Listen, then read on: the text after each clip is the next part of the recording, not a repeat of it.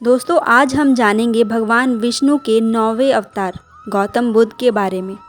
गौतम बुद्ध का जन्म ईस्वी पूर्व 563 के बीच शाक के गणराज्य की तत्कालीन राजधानी कपिलवस्तु के निकट लुम्बिनी के राजा सुधोधन के यहाँ हुआ था। उनकी माता का नाम महामाया था। उनका नाम सिद्धार्थ रखा गया, किंतु उनका जन्म गौतम गोत्र में हुआ था, इसलिए उन्हें गौतम भी कहा जाता था।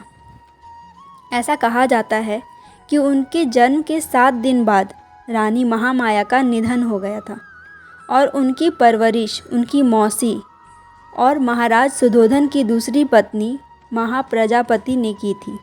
राजा सुधोधन ने एक बार सिद्धार्थ का भविष्य जानने के लिए अपनी राज्यसभा में 8 विद्वानों को आमंत्रित किया।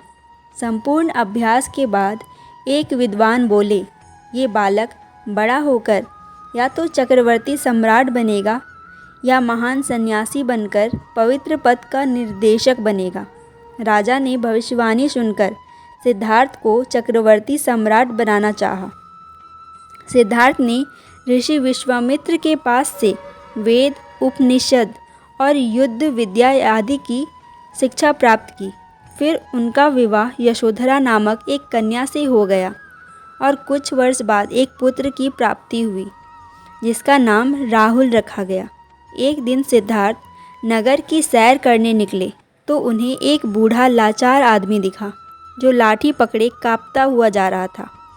सिद्धार्थ का मन बहुत ही विचलित हो गया। फिर दूसरे दिन सिद्धार्थ ने एक बीमार व्यक्ति को देखा, जिसका देह पीला पड़ गया था और उसकी सांसें फूल रही थी। और तीसरे दिन एक शव यात्रा देखी। ये सब देखते ही वो बहुत ही विचलित हो गया। क्या यही जीवन है? ये कैसी जवानी है? ये जीवन जो जीवन को सोख लेता है। ये कैसा स्वास्थ्य है जो देह को नष्ट कर देता है। फिर चौथे दिन उन्होंने एक सन्यासी को देखा, जो सांसारिक बंधनों से मुक्त थे और अति प्रसन्न चित्त लग रहे थे। सिद्धार्थ ने उनसे प्रभावित होकर 29 वर्ष की उम्र में सांसारिक मोह माया को त्याग दिया और ज्ञान प्राप्ति और तपस्या हेतु वो निकल पड़े। उन्होंने अलार कलाम और उत्तक के पास से योग साधना सीखी, पर बाद में उन्हें वहाँ संतुष्टि ना मिल पाई। वो उर्वेला गए और वहाँ तपस्या करने लगे। फिर वहाँ से वो गया गए और वहाँ वट वृक्ष के नीचे ज्ञान प्राप्ति हेतु साधना करने लगे। तब उनकी आयु 35 वर्ष की थी।